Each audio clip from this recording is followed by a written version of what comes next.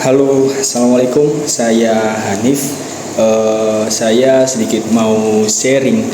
Eh, Kebetulan saya 1 minggu yang lalu itu terpapar sakit yang namanya sekarang itu Bell's palsy. Jadi ceritanya tiba-tiba itu saraf sebelah muka wajah sebelah kiri itu terasa mati atau lumpuh atau tidak ada otot yang bisa menyengkram.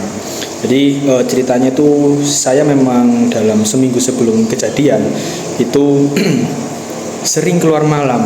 Jadi saya bekerja jam 8 pagi sampai jam 5 sore, kemudian pulang, mandi, sholat dan makan gitu ya. Kemudian lanjut kerja di depan layar ya mungkin sekitar kira-kira sampai jam 10, jam 11 gitu lah. Nah kemudian setelah saya bekerja di depan layar itu saya selalu keluar malam untuk beli makan, untuk ya prepare untuk besok kerja pagi apa yang harus saya siapkan. Seperti intinya keluar malam. Saya tidak pernah pakai jaket, tidak pernah pakai masker dan tidak pernah pakai topi. Memang sebelum awal tanjakan itu adalah telinga kiri itu lebih peka daripada telinga kanan. Yang awalnya adalah saya kira telinga kanan saya yang mungkin ada yang buntu atau kotoran gitu ya, ternyata enggak.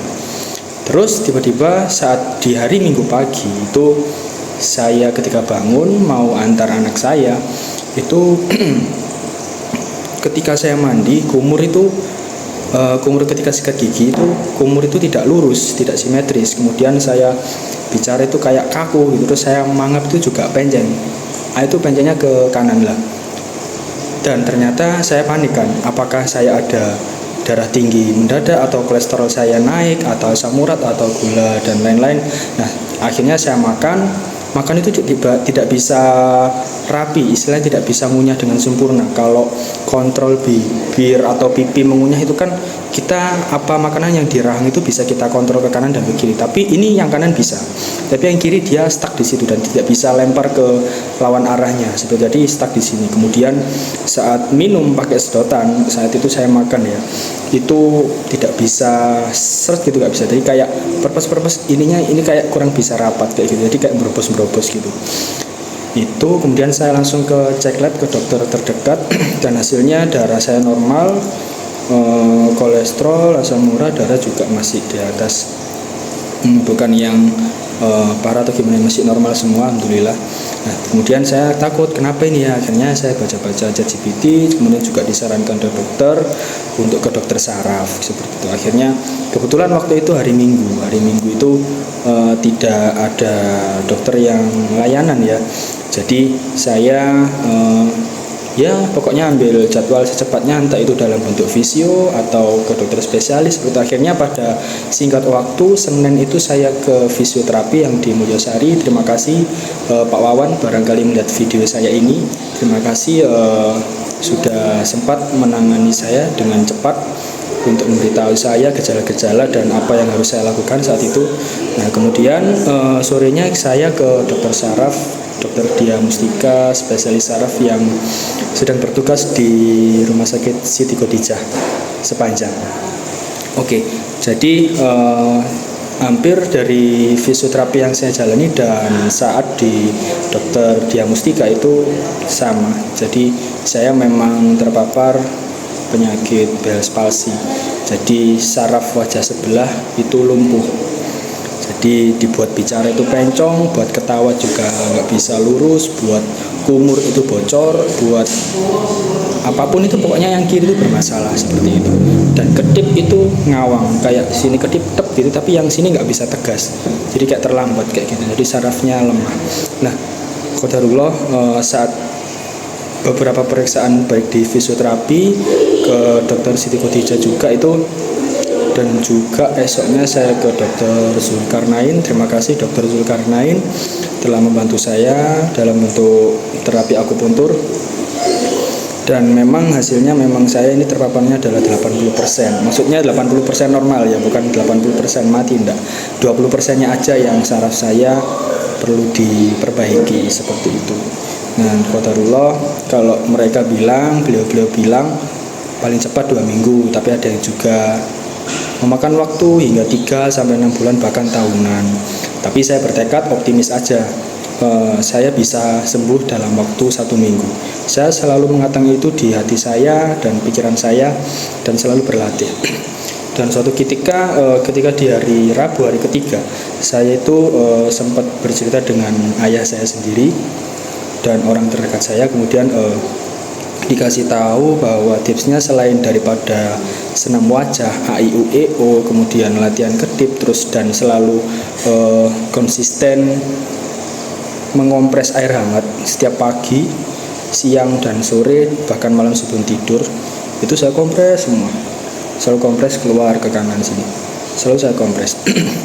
Itu sangat membantu. Dan yang terasa paling vital adalah ketika ayah saya menyampaikan ini, coba kamu latihan lidahnya itu bisa ditarik keluar kayak gitu, atau diarahkan ke kanan dan ke kiri selama setiap 10 detik, diulang-ulang selama 5 kali, paling kurang lebih 5 kali. Dan yang dilakukan sering-sering itu ada ketika kita diam atau apa, lidah kita dibalik ke atas ke bagian dinding mulut seperti ini, seperti itu. Jadi itu memang saat itu lidah dibalik dan kita tekan, itu rahang, bagian yang saraf lemah kita itu terasa sakit dan kiu, kemeng kayak gitu ya, atau jarum lah kayak gitu. Ketika kita sudah capek, kemudian kita lepaskan dengan tiupan halus seperti itu, dan itu rasanya langsung kayak sini tuh bisa gerak-gerak sedikit aja. Kalau saraf memang tiba-tiba ya saya kira, tapi kalau penyembuhan itu perlahan, jadi sedikit setiap hari sedikit. Nah, sejak itu saya alis sudah mulai bisa ngeliat sedikit sekali, tapi kerasa, tidak kelihatan tapi kerasa, sangat kerasa kalau dia sudah bisa bergerak seperti itu. Jadi memang harus latihan seperti itu.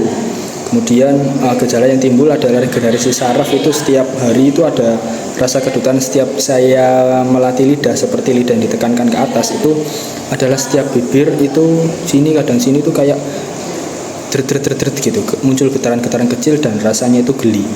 Nah, itu ternyata saya tanya-tanya di ChatGPT. Jadi teman-teman di sini sangat boleh menggunakan referensi GPT dengan apa yang disarankan oleh dokter. Teman-teman percayakan untuk memeriksakan kesehatan teman-teman, seperti itu ya. Jadi GPT itu memang presisi dan bisa kita ikuti arahannya karena dia terpercaya dari sumber-sumber yang sudah terbukti istilahnya prakteknya, seperti itu ya kurang lebih. Nah, kemudian singkat waktu ya, jadi saya juga menjalin akupuntur. Waktu itu 15 jarum di wajah saya, ada gambarnya seperti ini. Kemudian waktu saya sakit itu seperti ini di video yang ini ya. Dan perkembangannya ya, jadi bersiul pun juga tidak bisa, ngomong pun juga penceng ternyata bukan gini. Kalau orang-orang bicara adalah sarafnya terjepit atau sarafnya kaku, enggak. Misal bicaranya penceng, gitu ya, A ke sini, itu bukan sini yang penceng atau sini yang kejepit atau yang ketarik, enggak. Justru ini adalah dia kurang narik, kurang tarikan, seperti itu. Jadi enggak ada yang istilahnya kayak kayak sarafnya ketarik, bukan ketarik. Justru yang narik itu yang normal. Yang bikin dia kurang mangap itu adalah dia yang kurang tarikan dari si sarafnya tadi, seperti itu. Kemudian alhamdulillah Jumat, Sabtu saya makan pedes atau apa gitu ya. Terus saya itu kok bicaranya enak, ngunyahnya enak. Akhirnya ya alhamdulillah sekarang dalam waktu 1 minggu, tepat di hari Minggu, saya sudah bisa bicara dengan normal. Saat itu artikulasinya seperti huruf P, B, F, O. Jadi huruf P, B, F, O itu saya tidak bisa bicara sendiri. Mungkin ketika bilang P itu penekanannya adalah di saraf sini. P itu langsung kayak nyebul, P kayak gitu, P.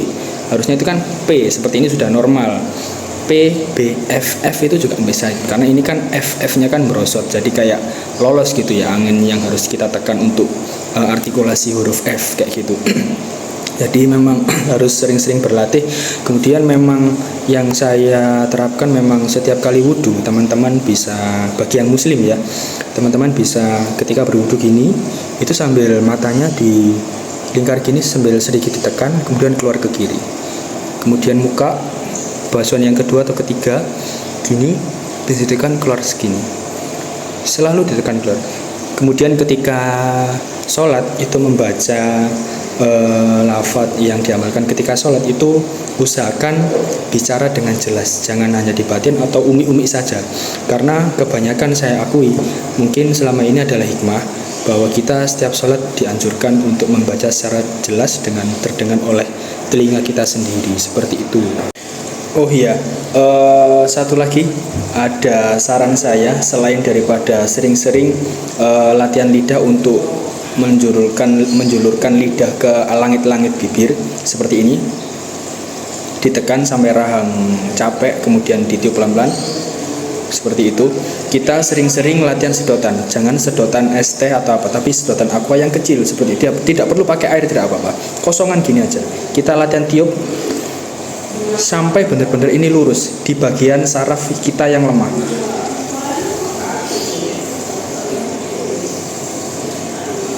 Seperti itu sampai tidak bocor. Itu lakukan terus. Tapi kalau rahang capek, berhenti dulu, istirahat. Dan itu sangat bisa membantu regenerasi saraf yang awalnya tadi melemah, dan itu sangat terbukti. Jadi yang sangat membantu itu adalah latihan sedotan, kemudian latihan lidah dijulurkan ke depan atau ke langit-langit. Karena itu juga ada, ternyata saya baca-baca, selain daripada saran ayah saya, itu juga ada filosofi tentang kesehatan dari saraf-saraf lidah tersebut, seperti itu. Dan juga jangan lupa, kalau kita misalkan di fisio kan ambil mudahnya, kalau misal di fisio atau di akupuntur kan ada penanganan bagian saraf yang lemah, kita di sinar UV gitu ya. Jadi ketika di sinar UV itu istilahnya yang kita rasakan itu ya sinar matahari sebetulnya, seperti sinar matahari lah. Alangkah baiknya kalau kita pagi hari jam 7:30 sampai jam 9 itu berjemur, paparkan bagian saraf kita yang lemah saat itu. Jadi memang sangat hangat sekali sampai berkeringat seperti itu. Dan kemudian juga sempatkan lari pagi. Jadi memang saya dulu adalah orang atau sejak kecil anak yang suka olahraga. Kemudian ketika saya sudah bekerja, intensitas olahraga saya menurun, semakin menurun sampai jarang sekali berolahraga. Jadi olahraga itu memang penting, selain menurunkan kadar gula, kemudian melemaskan otot saraf atau otot manapun ya.